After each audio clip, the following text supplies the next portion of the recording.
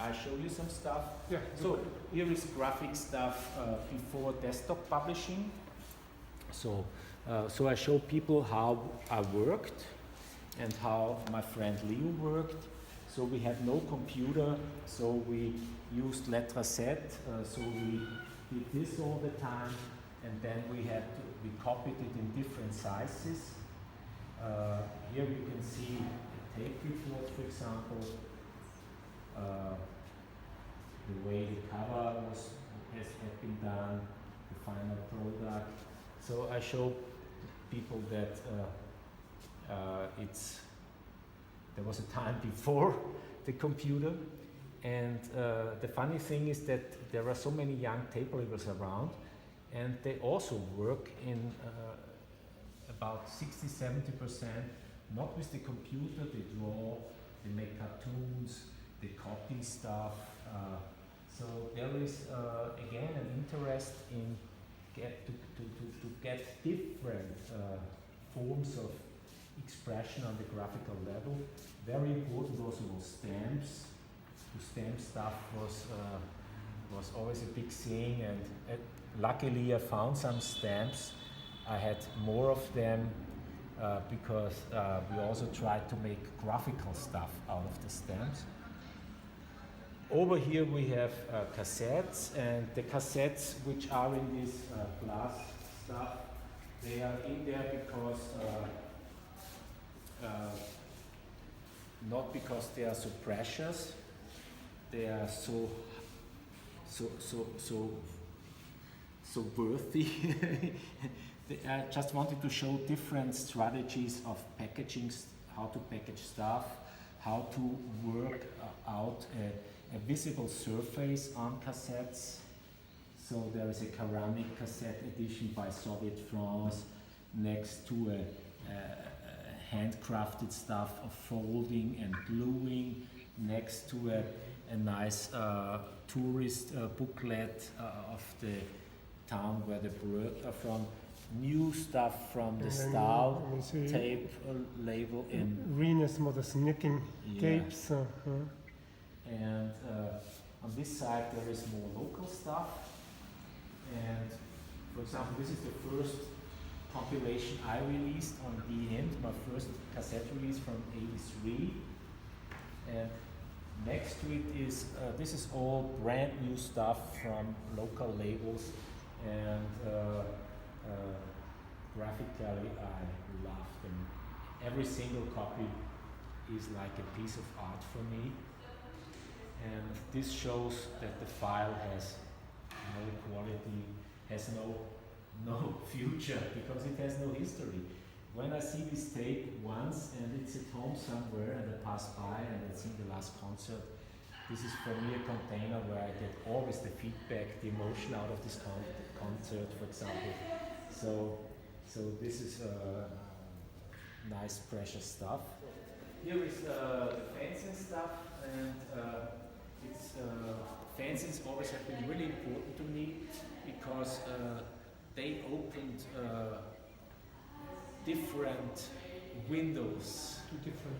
And so. Well, you might maybe even see that they are the different notes, no? You just have a note. Yeah. These are different notes. These are other notes, no? Yeah, more notes, but what I liked was not that much the article about other bands.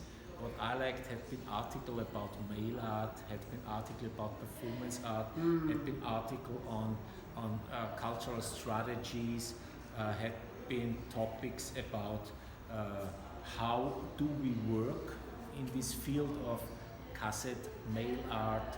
So this was for me the input I searched through this media, and for example, something like this was Amok, the source book of extremes on information in print.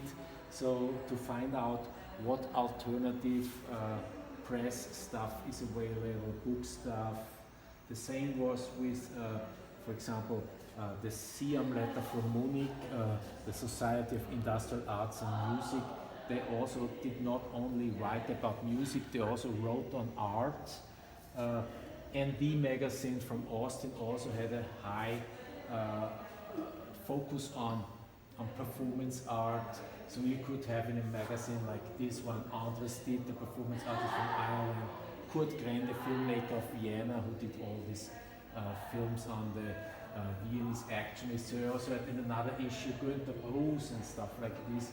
So, and in the Unsound you had stuff about performance art, Ellen Zweig, Karen Finley. So the fanzines for me have been of interest because they showed me something totally different, like music, because with music I got good information, I got all these tape in. And then there was something like the clan, the contact list of electronic music, where Alex Douglas from Canada collected all these addresses so this was just like a computer database, but it was in a printed form. Mike Gandaloy from Factsheet 5 worked a little bit different, but he also made short reviews.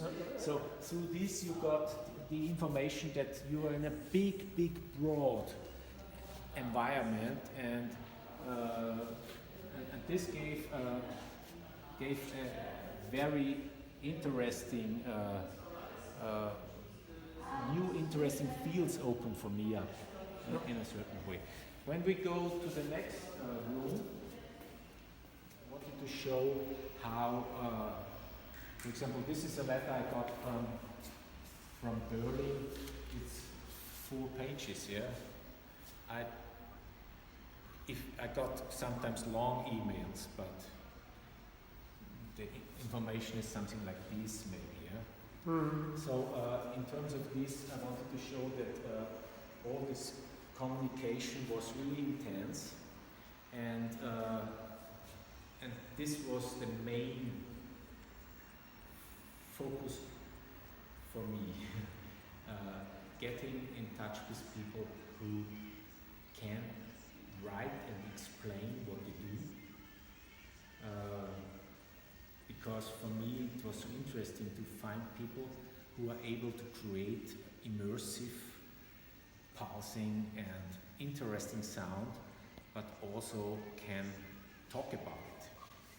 Because in terms of this, I could get in touch with them, and through this talking and learning how to talk about it, we could communicate and create music also out of distance. So someone in California could overwork my music and I could overwork his music because we had the same code in a certain way. So we could write each other what this kind of half-structured music piece is, where my intention was when I started, where did I get the sounds from, where in my opinion should this go through, and what I think he could contribute. And so sometimes we had these nice mail collaborations on stuff, just with people I learned how they talk also about the music.